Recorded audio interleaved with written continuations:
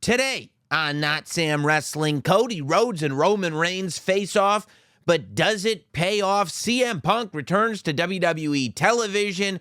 Adam Copeland has a championship again. Jade Cargill's debut is set. And oh yeah, we're like a week and change away from WrestleMania. This is Notsam Wrestling. Welcome to Notsam Wrestling.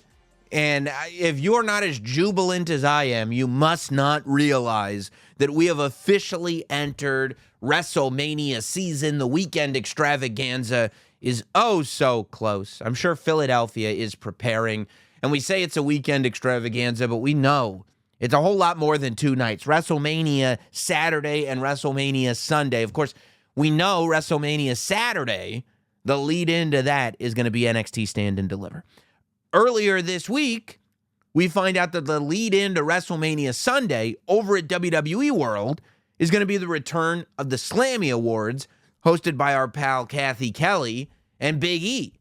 Don't forget about Friday in Philly. Not only do you have Smackdown, but you have the Hall of Fame induction, which, I mean, goats galore. Wyndham and Rotunda, Bull Nakano, the wise man, Paul Heyman. My God.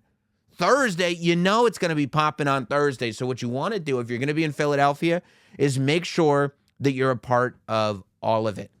It all starts Wednesday night in Philadelphia with a live Not Sam Wrestling podcast. You can get your tickets at notsam.com right now. Wednesday night, 8 p.m., the Helium Comedy Club in Philadelphia, Pennsylvania. Top tier venue in Philly. And it's going to be a top tier show that I think you're going to like. As a matter of fact, I think I got something for you that you're going to think is pretty cool. It's going to be fun.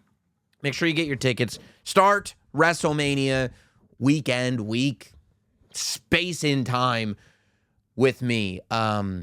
Speaking of me, also over on the Not Sam Wrestling channel on YouTube this week, if you haven't seen it yet, so one of the fellas that I work with at Not Sam said, Sam, you know, you've interviewed Cody Rhodes at every stage in his career, from Dashing to Stardust, leaving WWE, returning to WWE, even as recently as the Royal Rumble. Cody's told his story himself throughout all those interviews. What if we put together the clips of all the questions and answers and kind of weave this story in Cody's own words? I said, that's a brilliant idea. And the video turned out excellently. If you haven't seen that yet, it's just it's really awesome to see. Go over to the Not Sam Wrestling YouTube channel and you can watch. I mean, it's doing well, but it's not exactly breaking the internet.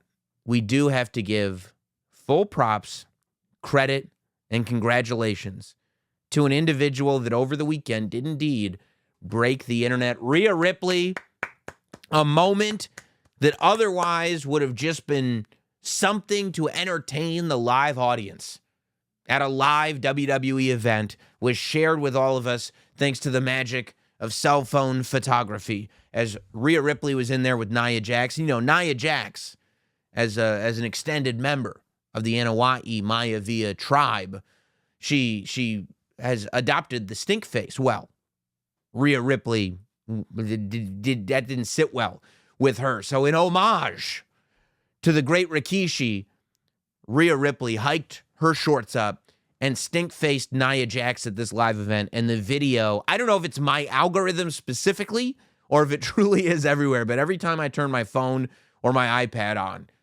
there's some site that is, hey, have you seen this video? Yeah, I seen it.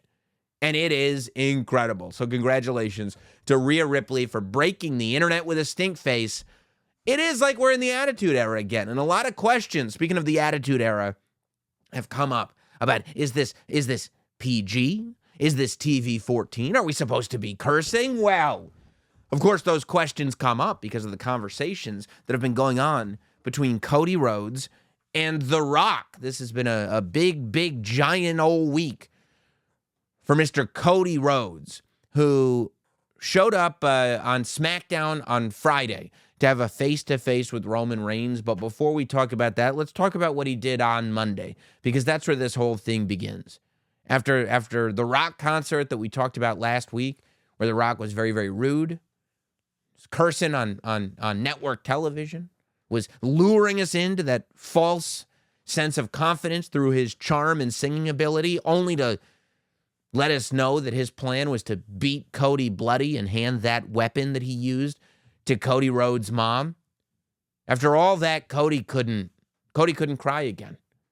Well, that's one of the things that The Rock brought up on Smackdown, a week or two ago, is that Cody responded to The Rock by crying. Well, Cody said, okay, you don't want me to cry? I won't cry. And he showed up aggressive. He put the black suit on.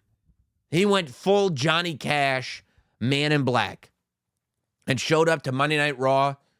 No director's chair, no Michael Cole, just a man in a microphone to explain to The Rock what his plan for him was. And I thought it was magnificent on Monday night. He told The Rock that he had read where The Rock said that he was everyone's favorite heel. And I thought that was really interesting. You know what the rules are here on Notsam Wrestling. Watch the product. I hope we did that. Speculate wildly. You can be guaranteed we'll be doing that today. And of course, everything counts.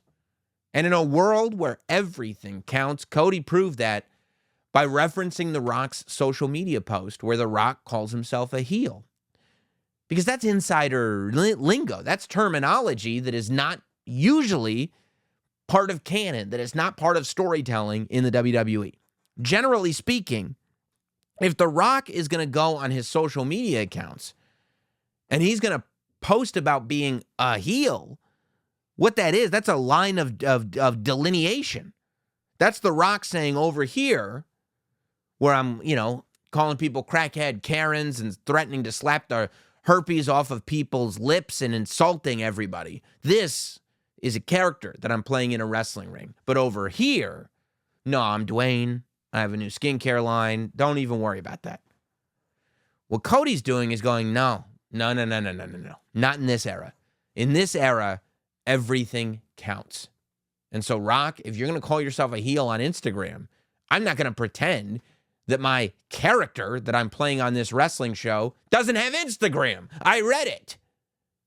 And I'm going to reference the fact that you said you were a heel. And not only did he say that, he said he's known some heels, and he cites the greats. He cites Bobby the Brain Heenan. He cites superstar Billy Graham. He cites Arn Anderson. He doesn't mention the Glock that Arn Anderson has, but he did cite Arn Anderson. And he says, Rock, you're not a heel. He said, I don't think you're a heel. I think you're an a-hole, is what he says. Big difference. Big difference. And now we realize we're getting real. Because everything counts. We're going to talk about the fact that The Rock and Dwayne Johnson and The Rock are the same person. And Cody is not in this wrestling world where he's referring to The Rock. He keeps calling him Dwayne. And he says, you brought up me crying, but isn't that what you've been doing behind the scenes ever since you got here? Now we're getting into this world that brought us here. This idea that made The Rock a heel in the first place was the internet believing that The Rock used his political power to worm his way into the main event of WrestleMania. That the opinion on the internet was that The Rock, when he accepted the gig as a member of the board of directors at TKO, got a whole bunch of money in stock and the main event of WrestleMania. And that it was the fans that stopped it from happening. And it was the fans that got it back for Cody Rhodes. And now that's also being referenced in this promo. He says, that this is the only time, most likely, that he's going to get the opportunity to share a ring with a true Mount Rushmore superstar. That Cody Rhodes is going to be in there with somebody who a lot of people would put on their Mount Rushmore of wrestlers. Now, we'll have a whole other show, because Cody didn't realize, I don't like the Mount Rushmore conversation, because everybody uses Mount Rushmore improperly. Mount Rushmore is not the top 4 presidents. So when people have Mount Rushmore conversations and it's just their top 4, it makes no sense, has nothing to do with Mount Rushmore, but I digress. That's besides the point. He says, you are that. You are a Mount Rushmore wrestler, but you're also a terrible salesman, which is that now we're getting personal. Now we're talking about the business. And a carny succubus. And a whiny bee, he calls him. A carny succubus. I love that. I love that insult. I'm going to call people in my life carny succubuses because, I mean, how do you even respond to that? Because whenever somebody says whenever somebody insults you and you go, I'm sorry, could you clarify that? They've won. I'm sorry, I don't understand what you're saying. They've won then. He says he doesn't know if he's going to be able to finish the story, but you know what's going to happen? The bell's going to have to ring. And again, we're going back to the fact that that is a real conversation that fans are having. The Rock hasn't had a match in years and years and years and years. What's he going to look like in there? Is he going to be able to maintain? You can't. Cody is bringing that to the table. It's all here. And then he says it. He talks about the big Dwayne energy. He brings up The Rock's little dick syndrome. He asks, is big Dwayne energy or little dick syndrome? And he doesn't say LDS. He says with the dick word. He says that word. And you're like, oh boy. And then he shouts out Brian Gewirtz for coming up with Final Boss. And then Brian Gewirtz is on Twitter cutting a heel promo on Cody Rhodes saying that he didn't come up with that. But it's great. It's great because it all counts and it's all just exploding all over us the whole time. He ends by calling The Rock Roman Reigns' side chick, which I thought was a great line and also brings the attention back to where it should be on Roman Reigns and Cody Rhodes. And then Paul Heyman comes out, a little bit scared of Cody, and says that if Cody would like to come to Smackdown and be face-to-face against Roman Reigns, he says he promises that aside from him, the tribal chief will be alone. He will not have the bloodline with him. But if Roman's alone, he would like Cody to be alone. And Cody responds, and this is key, by saying, if Roman comes alone, I will come alone. Right? Cody's not lying. If Roman shows up by himself, I will show up by myself. So we get to SmackDown. And I can't help as Roman makes his entrance, and then calls for Cody Rhodes as they go to commercial break, and then Cody Rhodes comes out, he gets his entrance. It's going to be a lot of entrance time at WrestleMania Saturday. I mean, I have a feeling that this main event is going to go an hour with entrances included, because you have to do 4 separate entrances. I feel like it should be Seth, then Cody, then Roman, then Rock. Now, Roman and Cody are both going to get their big entrances at WrestleMania Sunday, regardless of what happens on Saturday. So that's okay. But I think Seth should come out first because it would be weird for Cody to come out first. And I think The Rock's got to kind of come out last because whether we're saying, Roman is the tribal chief or not, the fact is that there are people buying tickets just to see The Rock's entrance. That's also why I don't like it when people are critical of how long the entrances have been on SmackDown of Roman Reigns, Rock, Cody Rhodes, Seth Rollins, guys like that. There are literally people buying tickets who, whether they'll admit it or not, that's what they're buying the ticket for. The Rock to hit his arm and the goosebumps to go. Let the entrances go as long as humanly possible, especially once we get to WrestleMania. So The Rock, Roman Reigns is out there. He invites Cody to come out and acknowledge him. And Roman immediately says, Cody Rhodes is stupid. You're stupid to me. You're an idiot, he says. Which I did love the bluntness of what Roman said. He says, that's why you're not fit to be the top guy. Because you're an idiot. You're not fit to be the face of the company. I like that Roman's bringing up Cody not being fit to be the face of the company. Because that's where we start blurring the line, right? We're not just wrestling for a championship. The fact is that there's only one face of the company. And Cody wants that to be him. And there are a lot of fans that think it should be him. But the face of the company means I'm the guy. I'm the guy driving tickets. I'm the guy driving merch. I'm the guy driving pay-per-view revenue. Or, Peacock subscriptions, whatever you want to call it. I'm the reason why Netflix is paying billions of dollars to get television rights for Monday Night Raw because it's my face on the poster.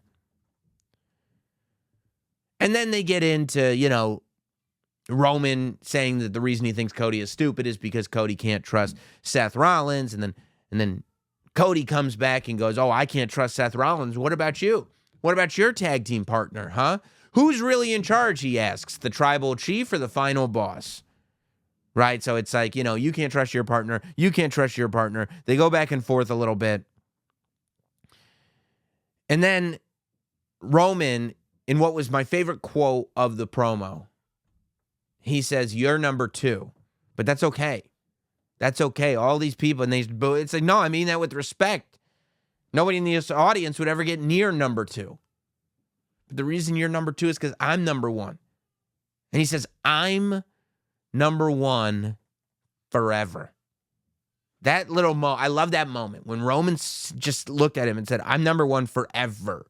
There's no beating me ever. Very Thanos of Roman Reigns. I love that. Cody says, I'm not number 2. You may be the guy right now, but I'm the one.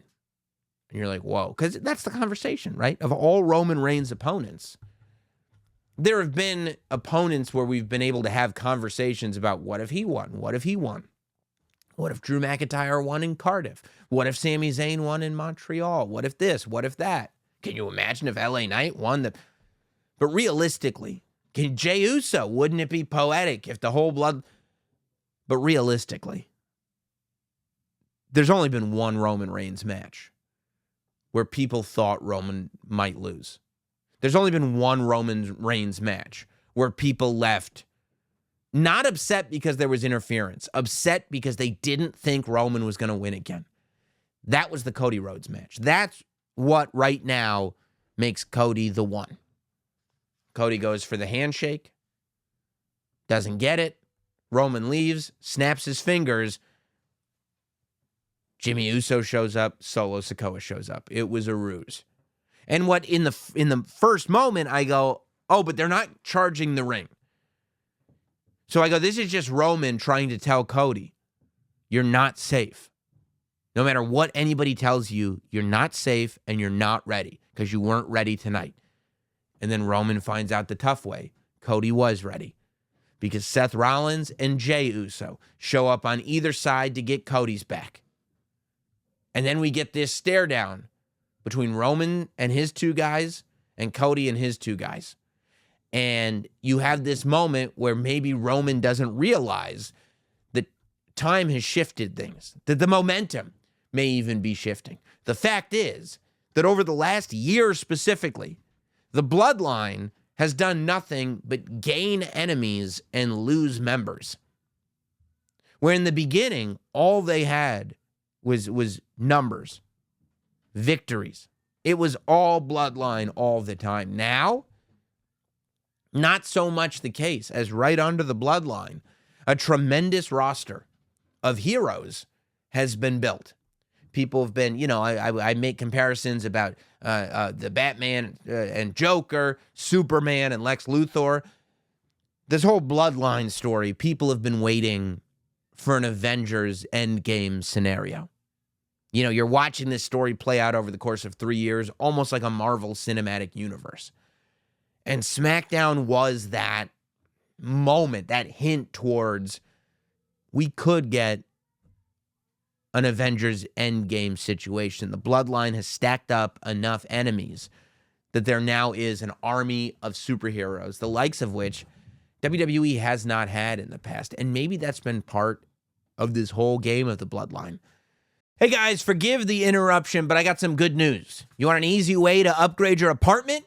You need to get some displays. They're metal posters that stick on your wall with a magnet and they install within seconds. They're super durable, so they're not going to rip or get crumpled when you want to put them in a new spot or when it's time to pack up and move.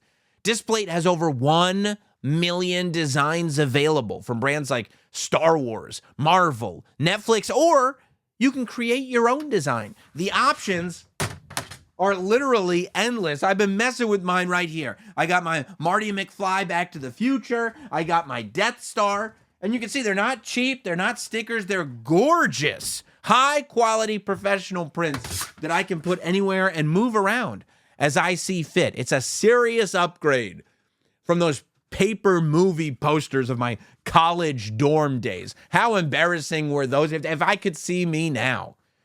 Save up to 33% off when you click the link in the show notes. Get 22% off of up to 2 plates and 33% off when you buy 3 or more plates. Discount will be automatically applied to your cart when you click the link in show notes or use code NOTSAM when you visit displate.com. That's displate.com, code NOTSAM, or click the link in our show notes.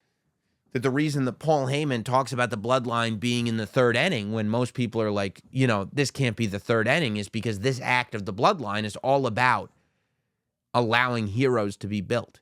And the reason that all these matches have to end in interference is because you need to build this roster of superheroes that are stronger, that are as strong, if not stronger, coming out of a bloodline loss than they were going in, so that when those heroes assemble, they become a truly credible threat, and the audience kind of feels what they felt in that visual. Now, this was a polarizing segment I found on SmackDown. Here's what I thought. The visual at the end was awesome, was perfect. I loved that moment. I loved Roman snapping his fingers. I loved Jimmy and Solo joining him. And I love that moment where you realize things truly have changed when Seth and Jay join Cody. My problem with the face-off was, of course, number one, The Rock being involved has amplified the stakes so that the expectations for these segments, every other week, we're coming off of either Raw or SmackDown with an emergency podcast because of how impactful these promo statements have been. These promo segments have been. And so expectations are all the way up here. So that's kind of where you need to be. I thought that Roman Reigns and Cody Rhodes spent way too much time talking about the tag team match. Do you trust him? Do you trust him? All those points have been made. When Roman Reigns said that's old stuff, he was right. Michael Cole already brought to the table, maybe Cody can't trust Seth. After every bloodline segment, we are having the conversation amongst ourselves here that The Rock could turn on Roman Reigns.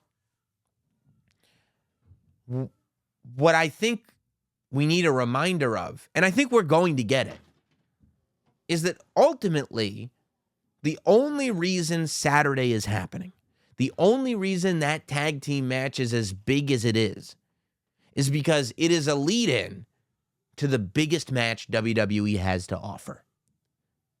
And the biggest match WWE has to offer originally was going to be The Rock versus Roman Reigns. And the fans said no. The biggest match you guys have to offer is Cody Rhodes versus Roman Reigns. And that's how we got to Cody Rhodes versus Roman Reigns. What I want, and what I wanted on SmackDown, is that moment that we got several months ago when Cody Rhodes was at SmackDown. And there was the moment in the entranceway when Roman was coming out and Cody was leaving. And for the first time since WrestleMania, Cody Rhodes and Roman Reigns were nose to nose. And Nick Aldis and the security guards had to come out and separate the two of them. But you felt that magic. You went, oh my God, that was it. You got to bring us back to the ending of the Royal Rumble when Cody was pointing at Roman Reigns. Personally, I feel like after Saturday, all attention will absolutely be on the main event of WrestleMania Sunday. By the time we get to WrestleMania Sunday, I don't think there'll be a doubt in anyone's mind that this is what everything has been leading to. Roman Reigns versus Cody Rhodes. But on SmackDown, we got a lot of Cody and Roman bickering with each other about this tag team match. The only reason the tag team match is happening is to set the stipulation for the main event on Sunday. And we already had The Rock last week on SmackDown talking about the tag team match. Then we had Cody Rhodes on Raw responding to The Rock talking about the tag team match. I wanted to see the Cody from the Raw before last. The Cody talking about his story. The Cody talking about the WWE Championship. Talking to Roman Reigns. And I wanted Roman Reigns to be telling Cody that no matter what happens on Saturday, WrestleMania Sunday is a fool's errand. I want Roman Reigns to be bringing Cody back to WrestleMania 39. I want Roman Reigns to be explaining to Cody why he's been champion for 1,300 days. I want Roman Reigns breaking it down that no matter what happens on Saturday, you're going to go to bed on Saturday night and realize that the next day, your dreams are going to be shattered. They're not going to come true. You will not finish your story at WrestleMania. I thought that for me, that was the moment for Roman to go, this is all revolving around me. And the culmination of it is WrestleMania Sunday. And that's when I remind you what I'm here to do. Wreck everyone and leave. Now, I think we still have time to get there. And I think we will. Because the fact is that you've got that. So why not use it? You've got The Rock. You've got Roman Reigns and Cody Rhodes. The biggest bad guy versus the biggest good guy as your main event of WrestleMania, the match that everybody wanted to see. I think that's got to be something that you remind people of as we get to WrestleMania. That as big as Saturday is going to feel and as awesome as it's going to be to see The Rock wrestling again, that ultimately the biggest match on the show is happening 24 hours after that. And I can't wait. I think it's going to be great. And I can't wait to see what comes out of that. You know, I think that it could still go either way. It's hard. I still feel like there's a great chance that Roman Reigns is going to beat Cody Rhodes. And for me, I think where I go, okay, when Roman Reigns and Cody Rhodes are interacting with each other, why is this still so much about The Rock? Because right now it is about The Rock. But what I'd love to see Roman be victorious. And then I'd love for Roman Reigns to be the one to answer the question. Is it the tribal chief or is it the final boss? Roman Reigns needs to be the one to put The Rock out. Roman Reigns needs to be the one to say, this is my show. I don't think it does anybody any good unless you've got The Rock wrestling at Backlash and going forward with a full schedule, which there's no way. I don't know that it would do anybody any good for The Rock to seize power. Ultimately, people do want to cheer The Rock. He's so much fun. So what could be better, especially if the plan is to keep the title on Roman Reigns? What could be better than on the SmackDown after WrestleMania, Roman Reigns taking out The Rock? Then it's good that you've done all this. Then it's good that you've made The Rock look like the final boss. It's good that Cody Rhodes and Roman Reigns are still talking about The Rock even when he's not there. Because all you're doing is making The Rock into a bigger and bigger and bigger star. So when Roman Reigns takes him out and has the rest of the bloodline take him out, and maybe that's the moment where he brings Jey Uso back in to go like, look, this is the amount of power that we have now. You know, when the bloodline first started, it wasn't Roman Reigns is this guy that needs help from everybody. It was wreck everyone and leave. I want to see Roman Reigns start wrecking some people again. And I want to see Roman Reigns wreck The Rock. And eventually then The Rock comes back triumphantly. But that's where I left it. Speaking of The Rock, there's rumors, because they go, oh, well, The Rock's cursing and Cody's cursing and maybe we're not TV PG anymore. I can't have conversations about the only thing I like talking about less than like the television rating, like the amount of people that are watching, is the rating on the show. Is it TV PG? Is it TV 14? What difference does it make? Is it good? Is it entertaining? Is it holding my attention? Is it something that I want to watch? That's all I care about. Language or no language. If you can get there, you can be TVG. If you can get there and hold my attention and not make this feel like a children's show, that's fine. If it's TV 14, if it's TV NC 17 and it's holding my attention, that's fine too.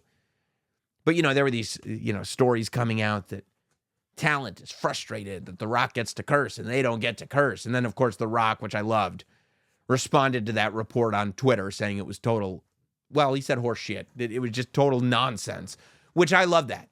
But, and I believe that. I mean, there's no way. Can you imagine somebody on the WWE roster going into like a boss and going like, hey, how come The Rock gets to curse, but I don't get to curse? Hey, how come The Rock had more promo time than me? It's The Rock. Nobody's doing that. It's not happening. I don't believe that it is. I don't believe it. I think everybody gets it, and everybody understands that it's a very good thing for business. And anybody that did really want to curse, if they went out and became the biggest movie star in Hollywood and garnered that much influence, they could probably curse a little bit too, if they really, really want to curse. But I also feel like conversations that revolve around cursing instead of storytelling have missed the mark entirely. Because what do we do here? Do we make movies or do we curse? You could curse in movies, but ultimately the story is what you're telling, and I'm anxious to see what story CM Punk is telling. Now, we could speculate wildly on this all we want, but by the time you're listening to this or seeing this, odds are, well, maybe not if you're an early viewer, but he returns to Raw, CM Punk. Monday Night Raw is in Chicago this week, and CM Punk is going to be on it. It's a really interesting thing because, he could be an interesting special guest referee in the Drew McIntyre-Seth Rollins match.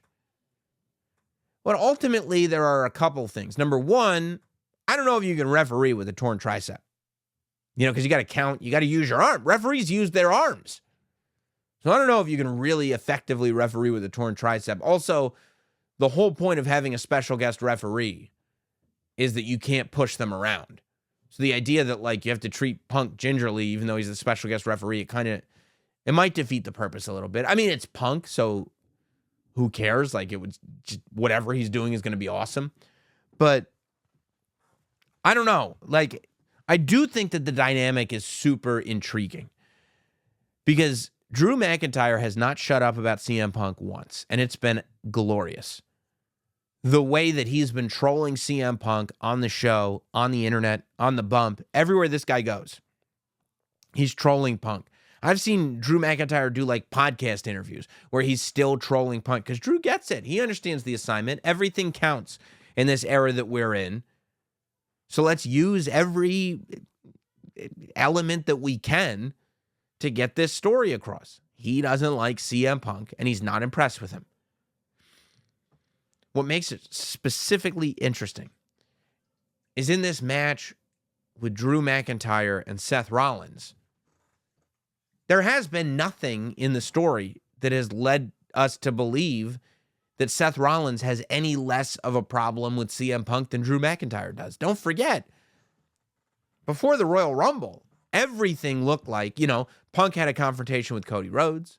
Punk had a confrontation with Drew McIntyre, but everything looked like it was going to be Seth Rollins. The person who was most visibly angry when CM Punk returned to the WWE was Seth Rollins. The person that was on the record before CM Punk returned to the WWE is saying he didn't want CM Punk to return with Seth Rollins. And as we know, what counts? Everything. And, you know, the segments that they had before CM Punk was injured left you hungry for this to be the match. So even though Seth has gone further into babyfacedom, and even though now he's an ally of Cody Rhodes, and Drew McIntyre is a villain that doesn't like CM Punk, I would argue that even though Drew has made the t-shirts and Drew is the one that keeps mentioning it, at the core of it, at the root of it, Seth Rollins has just as many problems, if not more, with CM Punk than Drew McIntyre does. So it becomes one of those, almost like a Bret Hart versus The Undertaker at SummerSlam 97 with Shawn Michaels as the special guest referee. Of course, that was ultimately leading to matches. You know, you got your Shawn Michaels Undertaker match at In Your House Bad Blood 2 months after that pay-per-view. And then you got your Shawn Michaels Bret Hart match a month after that, which would be, of course, Montreal. So the fact that we're not getting those at least right away would lead me to believe that you have to tread lightly with all this Punk stuff. Now, Punk is announced for WWE World.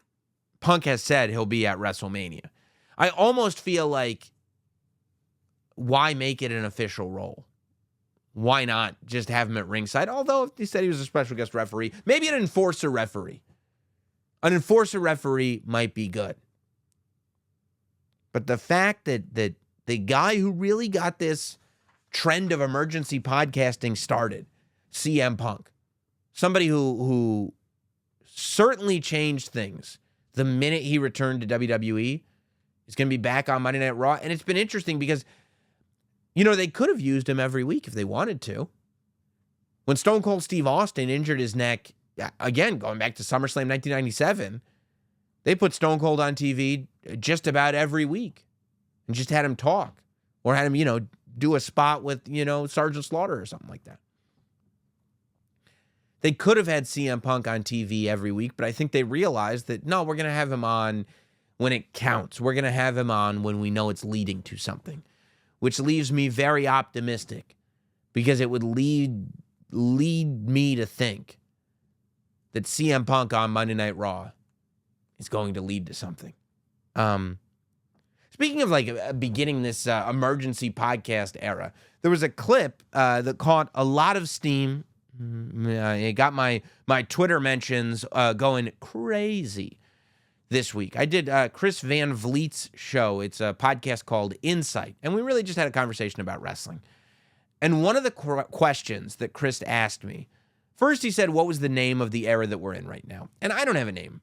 I don't know what the name of the era that we're in right now is. I don't think we should be naming eras while we still live in the era. I think we should be more present than that. We should allow the era to play out as it will. And then once we can look back on it, give it a name for, you know, whatever it is that it symbolizes most. But he said, what was the moment that it started? And that's something that I hadn't really thought about. Because there is no doubt that the era that we're in right now is the hottest wrestling has been in at least 2 decades, if not more. You could argue more, but it's a layup to say it's the hottest that it's been in 20 years. So when did that start? Like, when did this era of, oh, I'm back into wrestling. Oh, I just got into wrestling. Oh, as somebody who's been watching the entire time, it is so good right now. When did that really begin? And I was thinking about it, and in the moment, what I said was, it would have to be, because here's what I said, and I still stand by this, by the way. I look back on it, and I've been thinking about it all weekend, and I'm like, yeah, this is right. This era, the reason this era is as special as it is because of the Bloodline story. The Bloodline story changed everything, not just for the people participating in the story, but also for the way stories are told in professional wrestling. The Bloodline story is what coined that phrase cinema that everybody throws around so much. The Bloodline story showed that you can tell a cohesive story over the course of years. You can have a superstar in the modern era hold a championship for 1,300 days. And you can tell the story of the most dominant champion, the champion that has held that title for 1,300 days. Have them be a villain and have people be better off for interacting with that person. You know, the NWO, it didn't last 3 years, but it was an extended storyline. But ultimately, not many people were better for working with the NWO. The NWO themselves were better, but they ran roughshod over the entire organization to the point where when the NWO cooled off, there wasn't much left of WCW. With the Bloodline, not only is the current Bloodline all better than when they started. I mean, Roman Reigns, top of the heap. Paul Heyman, who already was a Hall of Famer before this, is literally being inducted into the Hall of Fame now. Solo Sikoa is not even looked at as a rookie. And Jimmy Uso is a top star. Then you look at everybody who's interacted with the Bloodline. Sami Zayn, much bigger star. Jey Uso, much, much bigger star. Not only is Drew McIntyre a bigger star, but he's used his interactions with the Bloodline to fuel a character that is arguably the best he's ever been. And it's not even about the Bloodline anymore. It's just that was what the catalyst was. Kevin Owens, bigger for it. Cody Rhodes, need I say more? So this era is about the Bloodline. But in terms of there being a moment, because the question was, what was the moment? And the moment, this era to me, is categorized by a couple of things. Number one, satisfying, succinct storytelling, logical storytelling. Storytelling that you're actually invested in. And that you don't just kind of throw your hands up in the air going like, well, I guess none of that counts. All the rules that I say on the podcast, that's what this era is all about. And the second thing is this aura of anything can happen. Yes, The Rock can return. And The Rock can turn heel. Yes, CM Punk can return to the WWE. But when did all of that start? Is there one moment that puts forward anything can happen and that level of storytelling? And to me, the answer is Cody Rhodes returning at WrestleMania 38. Because Cody Rhodes returning at WrestleMania 38 was giving the fans what they wanted, which is another key part of this era. That it's just everything that's happening is what the fans want to see. Giving the fans what they wanted, which is Cody Rhodes returning.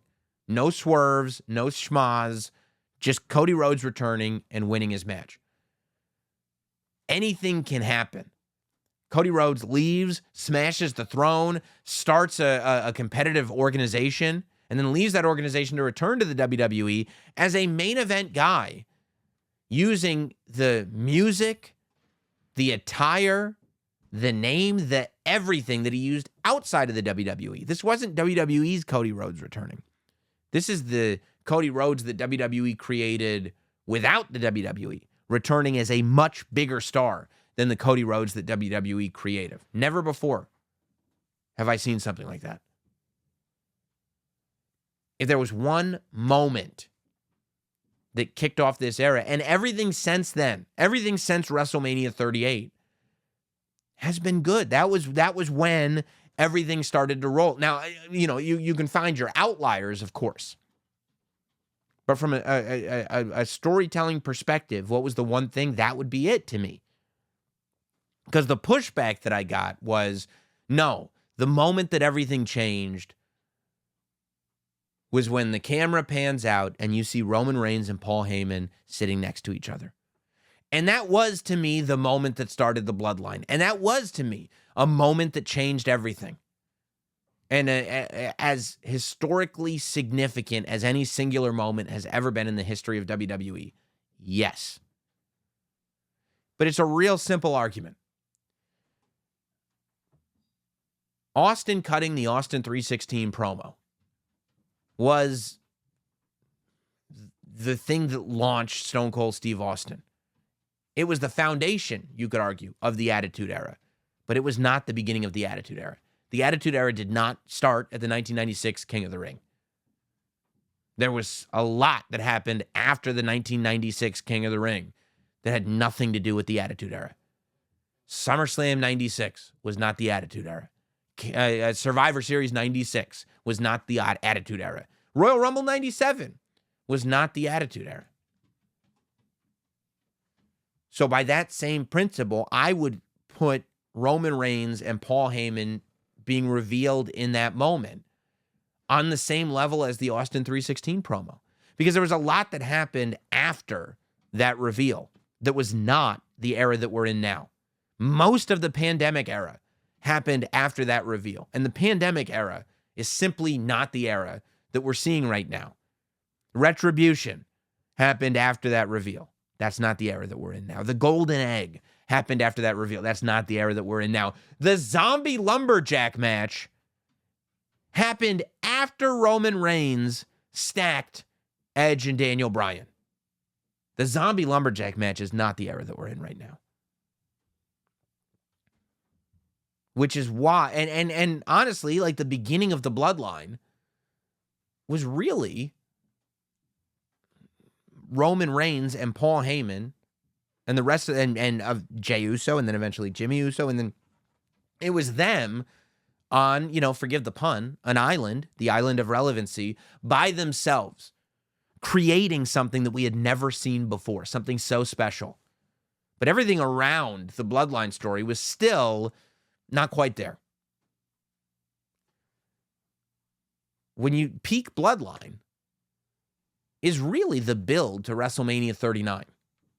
That year between WrestleMania and WrestleMania 38 and WrestleMania 39, where Roman now has both titles, where he is the true king, where you have the Sami Zayn storyline, you have all this stuff, peak bloodline, the debut of Solo Sikoa, all of it. It all happens between WrestleMania 38 and 39, post Cody Rhodes' debut.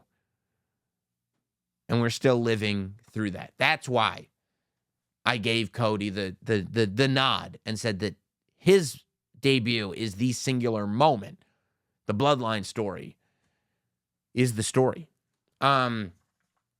Speaking of moments, let's try to get through these before we get to emails. Jade Cargill is going to supply us with a moment on SmackDown. So we know Jade Cargill makes her first appearance on SmackDown as an official SmackDown superstar this coming Friday.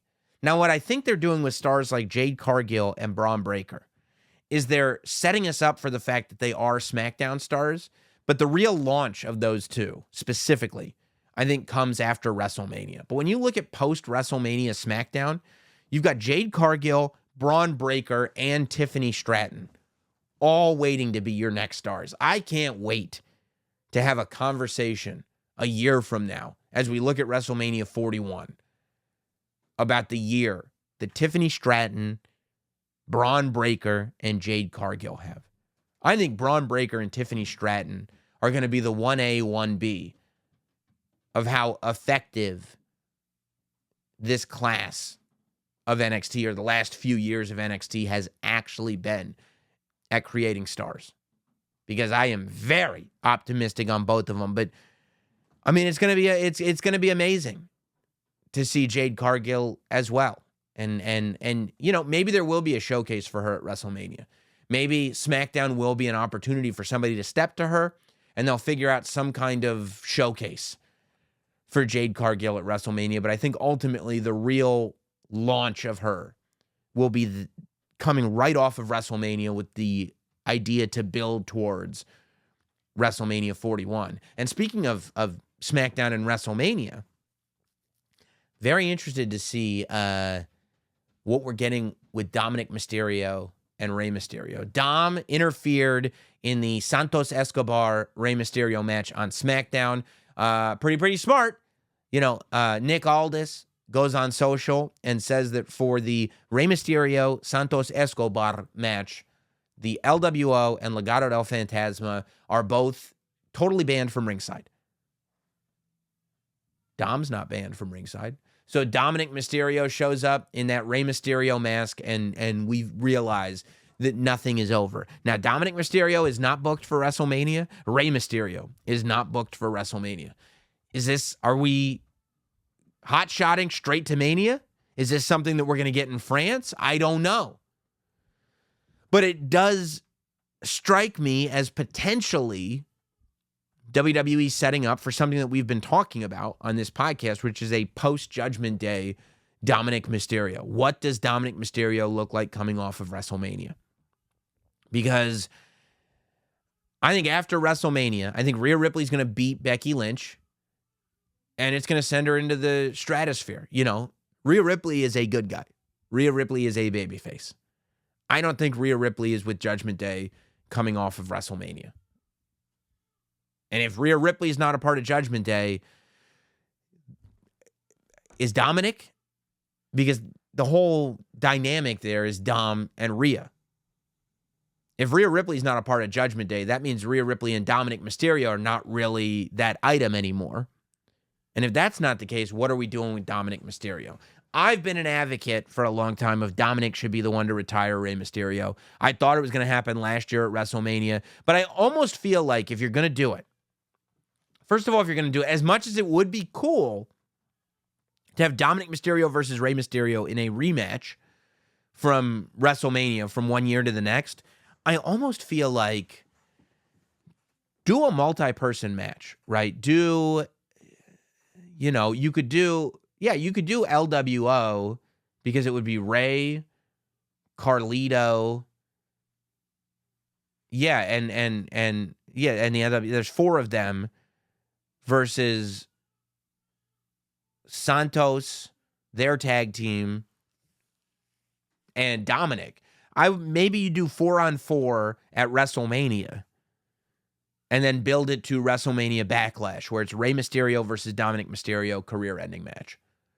That would be a great main event for Backlash France. Could be great. Could be really, really cool. Speaking of great main events, we saw a great main event on Dynamite this week. Adam Copeland is a champion once more. Adam Copeland beat Christian Cage in an I Quit match. And not only did he beat Christian Cage, he beat the brakes off of his testicles. He was just kicking him, and he was ready to use that spike. Well, he used the spike on the testicles, I believe. Was about to spike him right in the head before Christian quit. And I kind of like that instead of having Christian in a submission hold, Christian had to quit out of cowardice. Because now he's going to have to explain to his family. Now, he'll probably blame his family because he's a villain. They were all handcuffed, but he'll have to explain why he quit out of fear of what Adam was about to do to him and not because of what Adam had actually done, which I like that little wrinkle in there. But it was really interesting. They put it up. It was in Toronto as well, so I'm sure very, very special. If you remember when Copeland was on this here show, he was talking about how important Toronto is. And a little part of me was scared that Adam was going to lose this match and announce that it was secretly his retirement match, because he did say he wanted to retire in Toronto, but it was not his retirement match. Not only was it not his retirement match, but it was the launching pad, because he goes on social media and he says that story's done, which I think it's time. It'll never actually be done, but it got a little lengthy. It got a little convoluted. So I think it's good to move on to the next thing. But he said that he's done with Christian, so I guess Christian's going to move on to whatever drama is happening within the Christian family, the Cage household, and Adam is bringing back the Cope Open on Collision. Again, I'm going to go back to my original thing. This could go in a lot of directions, and what we're going to end up getting is a lot of great matches. I like the Cope Open. I think it's cool. I think the idea of Adam just getting to mix it up with young competitors in there is a fun thing to get to watch on Collision. It's fun. It's fun. And that's, as Adam has made very clear to us, that's why he's doing what he's doing now, because it's fun. And it's supposed to be fun. Where is it going from a storytelling perspective? I feel like the move is to bring Matt Cardona in.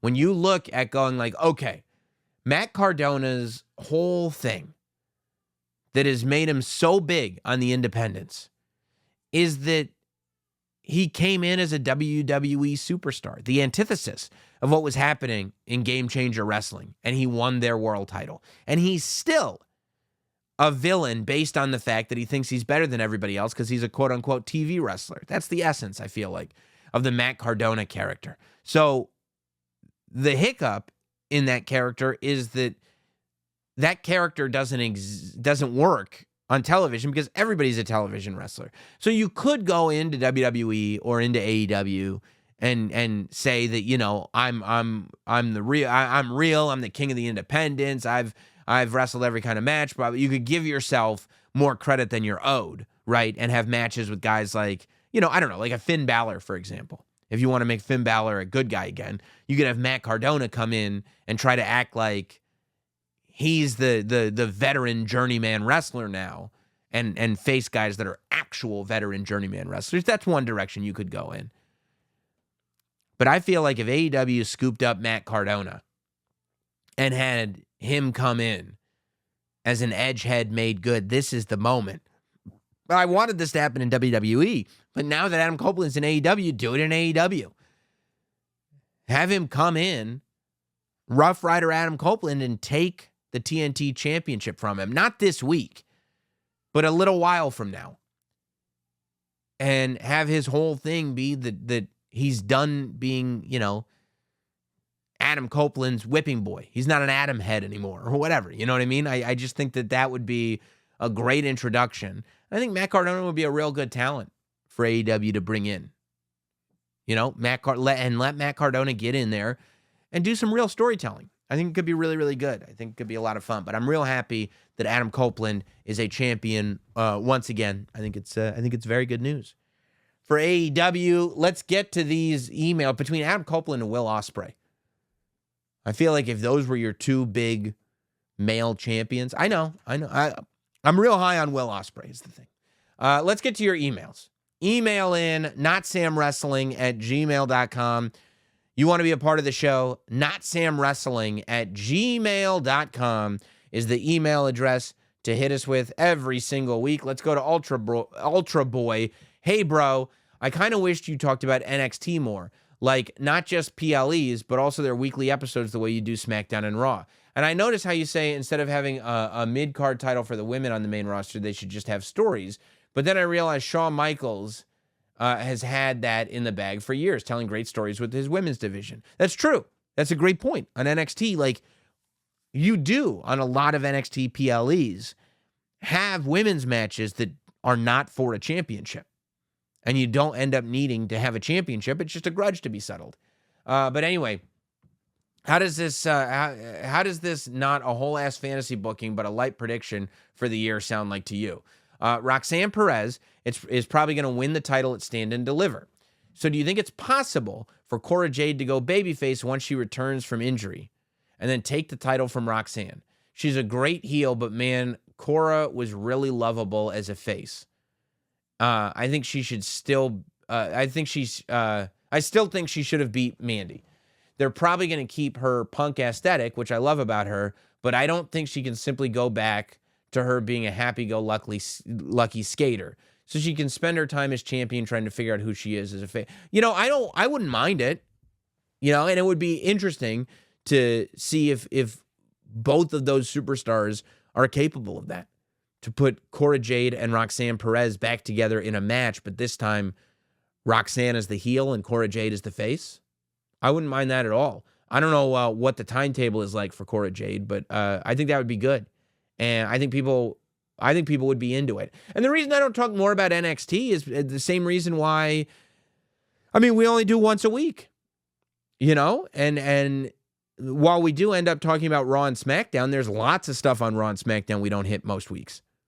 You know, I haven't spent nearly enough time on LA Knight and AJ Styles, on Sami Zayn and Gunther. There's so many stories that we barely hit because the big stories take up so much time. If I was doing podcasts, you know, every single day, NXT would probably get the majority of Wednesday. Caden writes in, hello from Melbourne. What do you think of this idea? Seth and Cody lose night one. Yes, I like that. Bloodline rules night 2. The Bloodline is shredding Cody up. Even Seth turns on him, but Cody still keeps fighting. And then we hear the music. MJF comes out and starts kicking the butts of the Bloodline. Cody wins the belts, finishes the story, then establishing MJF as a main eventer, as he was in AEW, establishing him as an even greater star in WWE. Why would Seth Rollins and MJF... Look, I would love to see MJF in WWE. I'd love to see him show up at WrestleMania. I think it'd be great if he helped Cody win the title and then immediately turned on him. All of that would be awesome. But why would Seth Rollins and MJF be there at ringside if it's Bloodline rules? No more. And look, this is WWE. This is professional wrestling. Sure, Bloodline rules might end up meaning it's just a no DQ match and everybody gets to come out. But until we hear that, I'm going to stick to the integrity of Bloodline rules. MJF coming out to help Cody wouldn't make any sense because why would the Bloodline allow that? Seth Rollins coming out to help or to turn on Cody really wouldn't make sense unless he's joining the Bloodline, which I doubt that he is. So, yeah, none of that works for me, except I'd love to see MJF get involved in all this. I think it'd be great. But by the way, if you've got MJF, imagine, Roman beats Cody. And then just when you think, what are you going to do with Cody next? MJF shows up the Raw after WrestleMania. It'd be huge. But I don't think WWE has MJF, by the way. I just think it'd be awesome. Jonathan writes in, explain to me, please, why the hell does our tribal chief continue to wear Team Jordans? We got our final boss in the fire vest. Crybaby Cody wearing some Firecraft 3s the other week, but our tribal chief pulls up in Team J's. This week was hard to put the one up. Look, I understand. He likes what he likes. I respect that Roman likes what he likes, and he's not following the sneakerheads. He's not following, whatever's hype. He's just wearing what he likes. I liked it when Roman was coming out in the fire every week. I like when Roman was coming out in the 1s that you never see, in the 3s that you never see. That's my preference. I like when he came out in the Travises. But if the tribal chief wants to wear Team Jordans, then let the tribal chief wear what the tribal chief wants to wear. I can't hate on people's sneakers for not being hype beasts. Matt from Missouri writes in, it's well documented that you acknowledge our tribal chief Roman Reigns, as frankly, all of us should. I agree. However, do you also acknowledge the greatest still working legend in the modern era? That is Mr. JEFFJARRET. And does Double J, Jeff Jarrett, stand a shot at ever entering the WWE Hall of Fame in the post-McMahon era? He's in the Hall of Fame. Jeff Jarrett is already in the WWE Hall of Fame. So, no, he does not stand a shot at ever entering the WWE Hall of Fame in the post-McMahon era because he's already in it. So why would they induct him again? Would be the answer to your question. And don't write me as if like I'm the biggest Jeff Jarrett fan and you really got to give Jeff Jarrett more credit. By the way, I have no idea he's in the Hall of Fame. I'm a bigger Jeff Jarrett fan than you now. Jason writes in, Sam, love the show and all you do for the wrestling community. Thank you. I wanted to toss this one out there. I can't recall anyone calling this out yet, so apologies that this has already been discussed. I think we may see the tag team title split during the six-pack challenge. The perfect opportunity has all the teams battling it out on the top ladders for the tag team titles. 2 teams get their hands on the belts. One team has the Smackdown titles in their grasp, and the other team has the Raw titles in their hands. When the belts are removed at the same time from the hangers, the 2 teams are declared the winners simultaneously. And for the first time in years, Raw and SmackDown have their own tag team champions. We haven't, what do you say, Sam? We haven't talked about it on the podcast. That is something that's occurred to me. Feels slightly gimmicky, but also something that I wouldn't mind seeing. I think that there's a real possibility of that happening, and it's definitely not the worst idea in the world. I don't mind it at all. Dirk writes in, first time, long time. I've thought of 2 crazy endings for the WrestleMania main event. One for the craziest pop ever, the other for Cody after Mania. First, for the crazy pop. The Bloodline Rock start dropping some insults about a certain WWE legend. Noticeable, but nothing crazy. With the main event going, Bloodline rules, and looking like Cody is done, the glass shatters and Stone Cold arrives. With stunners galore, he helps Cody win the championship. Many beers are chugged, which leads to an amazing Cody press conference. Two things there. Number one, why would Stone Cold Steve Austin get to come to the ring under Bloodline rules? Makes no sense. Two, is it really a Cody victory if he needed Stone Cold to win it for him? And three, what does this have to do with the story that we're telling? Doesn't work for me. Scenario 2. Cody wins, but Damian cashes in on him. Oh. Cody does the same pose as Dusty, holding the belt and everything. This only works if one person comes out to cause it. MJF. Seth versus Cody isn't big enough for this, and Jay is way too over right now. MJF's injury status is unclear. I mean, I think MJF is under contract with AEW. I don't. You guys are emailing a lot about MJF this week, I feel like. Although it'd be great to see him at WrestleMania. But, so you want Cody beats Roman. The only person who comes out. So Cody beats Roman. Then MJF comes out and distracts or beats up Cody. And then Damian Priest cashes in. So in one fell swoop at WrestleMania, you want us to get the Cody moment, then get the moment of MJF making his WWE debut and attacking Cody Rhodes, then also get the moment of Damian Priest. So the idea is that after we've seen Cody Rhodes beat Roman Reigns has been beaten, and we see MJF debut in WWE and beat up Cody Rhodes, that the visual that we go out on is Damian Priest holding up the title. And that's, I'm going to tell you right now, Dirk, both of your scenarios, it's a no for me, dog. Okay? I don't know whether to be Simon Cowell or Randy Jackson here. I don't want to get mean. Pedro writes in, WrestleMania, LWO versus Legado. Ray, Cruz, Wild, Carlito versus Dragon Lee. Ray, Cruz, Wild, Carlito, and Dragon Lee. Oh, yeah, versus Santos, Humberto, Angel, Dom, and Andrade. I didn't even think of Dragon Lee, but that's still 5-on-5 falls count anywhere. Yeah, I'm not with the falls count anywhere. Just make it a straight 5-on-5. We don't got to go Stadium Stampede on this. But, yeah, no, I'm with you. I'm 100% with you. Go 5-on-5 and then go career versus career at Backlash. Andrew writes in, loving the show, and thanks to you, wrestling is cool again. I would agree with that. Anyway, I'm more pumped for this WrestleMania than any other in a long time, largely due to The Rock being back as a heel. My biggest concern, and something I think a lot of fans are sleeping on, is can The Rock still go in the ring? Last time he was in a legit match, he severely injured himself, and that was 11 years ago. I think it's safe to say his cardio may be limited as he's still carrying around a lot of size.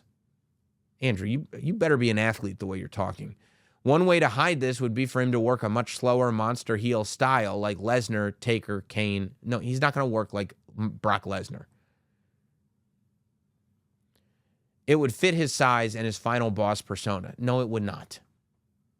For him to just beat up Seth Rollins and Cody Rhodes, that would be terrible for Seth Rollins and Cody Rhodes. It's a bit of a double-edged sword. Look, Andrew, we're fans. You don't need to worry about The Rock's conditioning. If he gets in the ring and he sucks in the ring, then we'll have a conversation about it. But this idea of like, oh, let's hypothetically think of something negative and just talk about it. The Rock is training right now, okay? Let him train. Let him cook. Brian writes in, I was watching your Chris Van Vliet interview that dropped this week. During the discussion on the pandemic era, the greatest wrestling match ever was mentioned in passing. You told Chris you had thoughts about this match, but he never asked you to expand on it. I'm hoping you can share those thoughts with your Not Sam pals. I would go back in the archives and go to my podcast about the greatest wrestling match ever. Basically, I talked about the realization that I had watching that match and how, while people criticize it because they go, oh, they thought that was the greatest wrestling match ever, but it wasn't that good, they're missing the point. That the greatest wrestling match ever became a descriptive. No, it became like more of a, like almost a stipulation. The greatest wrestling match ever is a type of match. Is a what they were doing. It's not a description of the match. It's a love letter to wrestling is what it was. And I talked to Adam about this a little bit in the interview that we did.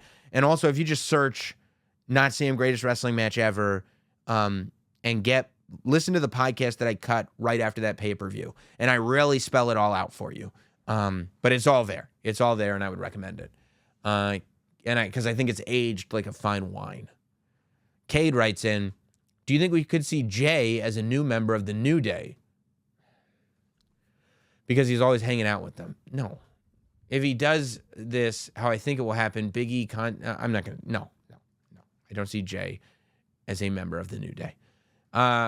Raj from Queens, great interview with Chris Van Vliet. I'm cheering for Roman and hope he surpasses Hogan. But what about Damian?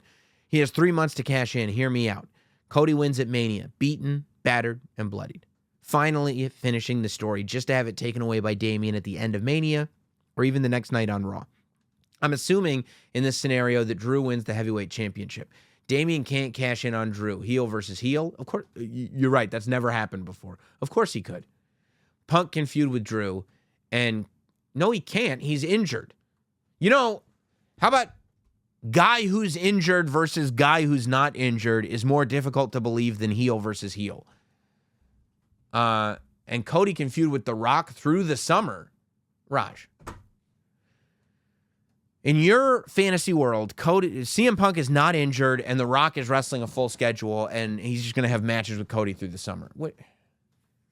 Of Damian Priest. What if Sami Zayn beats Gunther and Damian Priest cashes in on Sami Zayn? What if Drew McIntyre beats Seth and Damian Priest cashes in on Drew? What if what if Seth beats Damian and the next night on Raw? Seth beats Drew and the next night on Raw, Damian cashes in on Seth. And then Seth's mad at him and Drew's mad at him. Simone writes in, hope you and the family are doing great. Appreciate that. I have a scenario for Roman versus Cody, and I think you're going to think it's pretty cool. The match is Bloodline rules. In the first half of the match, there's no clear advantage for Roman or Cody. Yeah. After further interferences, Cody is on his back foot, and then we get the Avengers. Cody is outside the ring, the whole Bloodline inside of the ring. Jey Uso's theme starts, then Sammy's, then Seth's. Roman and Rock are complaining, but the odds are finally even, and they all start brawling. In the end, when the Bloodline is beaten, everyone's thinking endgame, but it actually becomes Infinity War. Roman hits a spear out of nowhere, just like Thanos, snaps his fingers at the end of the movie and retains the title. Why would Seth's not in the... Well, okay. He did say Seth is his little brother, and he keeps saying that's my little brother. But even that's a stretch. Why would Sammy, Seth, and all these people be allowed to come out, and Jay be allowed to come out in Bloodline rules? It doesn't make sense. Okay.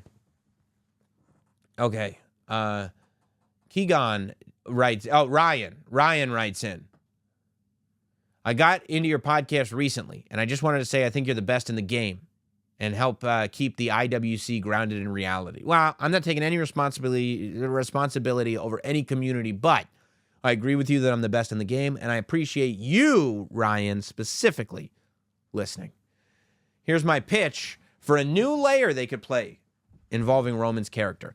After Cody got cooked on SmackDown with a disappointing promo, follow up the venom he spat on Raw, I think Cody needs to start digging more into Roman's insecurity.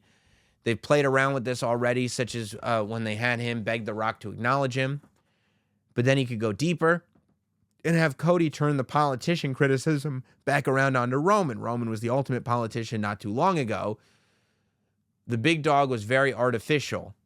See-through babyface that failed with the love and admiration for the crowd. Cody, on the other hand, has won them over organically. So you're saying that Cody insults Roman by saying, hey, Roman, like 4 years ago, you're not as good then as I am now?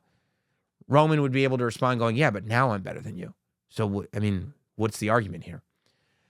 The main idea is Cody is Roman's biggest nightmare because he serves as a reminder of the fairy tale ending that never got that he never got when he was thrust into the spotlight. I mean, I guess, but why are you going into the past?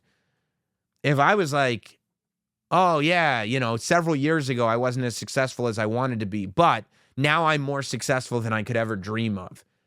If somebody goes like, oh, yeah, well, let's talk about when you weren't successful. I'd rather talk about now. I don't know. It's just like, if Cody needs to go backwards to prove that he's better than Roman, he's not better than Roman.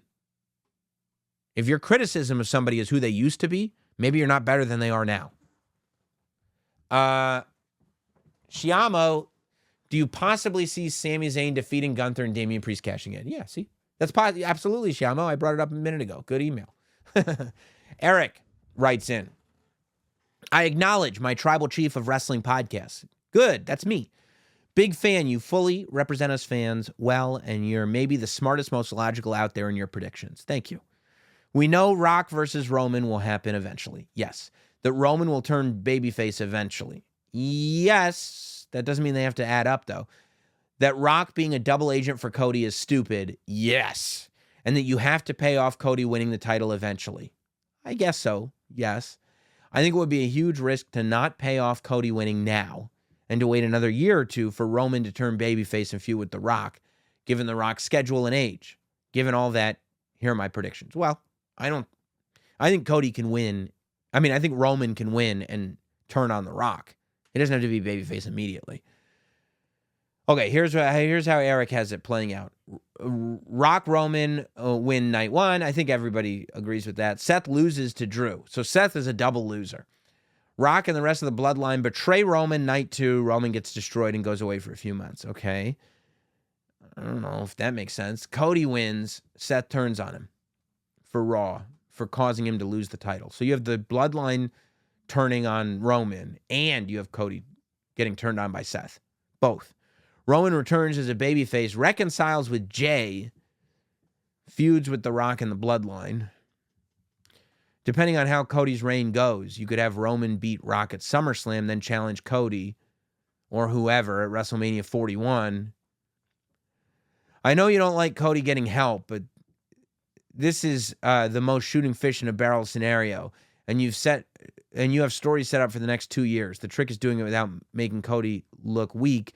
You could do it. I don't know, bro. Like, this whole like Roman is now a babyface and he's friends with Jey Uso again. I don't know about all that. Caden writes in, okay, I think I got you already. You sent it twice. That was smart. We got this. You didn't sign it right. Let's keep going to the next one. Josh writes in, my prediction for WrestleMania, Seth loses to Drew because he's been more focused on Cody's feud with Roman than his own title defense. That's fair. During the Cody-Roman title match, Solo and Jimmy interfere. It appears Seth comes down to help Cody. Why you guys can't justify Seth coming down if it's bloodline rules? Michael writes in, hope all is well with you and the family. Thank you, buddy. By the way, I appreciate all you emails. I hope you guys don't take it personally when I disregard your predictions. That's part of the show. WrestleMania has been described as the biggest ever. So wouldn't this make it the best of all time if MJF helps Cody win the title at Mania? Yes. Yeah. I mean, it'd be great. Especially because then he could turn on Cody the next night and go like, yeah, if I had MJF, I would have somehow MJF help Cody win the title and then have MJF turn on Cody. And then go with MJF saying, I helped you win the titles because I can't beat Roman, but I can beat you. Let's see. Let's do, I don't know. One. I got like a weird keyboard up here on my screen. There it is. Let's do one more. Let's do one more. This one's coming from Floyd. Ahoy, my podcast chief. This is a good choice. I feel we need a big babyface to win this year's men's Money in the Bank. Cody Rhodes. That's why it should be none other than main event Jey Uso. Yeet or no yeet? I'm okay with Jey winning. I'd like Jey to be the champion. But I also like the idea of Cody losing to Roman and then winning the Money in the Bank briefcase. If Jay were to win, okay, that's okay. I like this. I like the speculation. Which cash in is more okay? If Jay were to win, do you want him cashing in on McIntyre, Priest, or Gunther as World Heavyweight Champion, or Cody/Roman as Universal Champion? We've already. I think that Jay needs to go out on his own to be a true main event yeeter, and so I would have him focus on guys that he hasn't necessarily focused on, and I think that realistically, there is still a lot of meat on the bone with Drew McIntyre and Jey Uso. Jey Uso is ultimately at the core of Drew McIntyre being a villain. So I think the idea of him cashing in on Drew and taking the title from him would make Drew McIntyre murderous. So to me, I feel like the most interesting scenario would be if Jay were to win the Money in the Bank, have Drew McIntyre win the title, and then Jay cashes in on Drew McIntyre, so that now this is the beast that Jay has to survive. I appreciate all you guys hanging out. I can't wait for next week. Next week, the last official Notsam Wrestling episode before WrestleMania. We'll be breaking it all down. Be there when we do. We'll talk soon. Have a good one, everybody.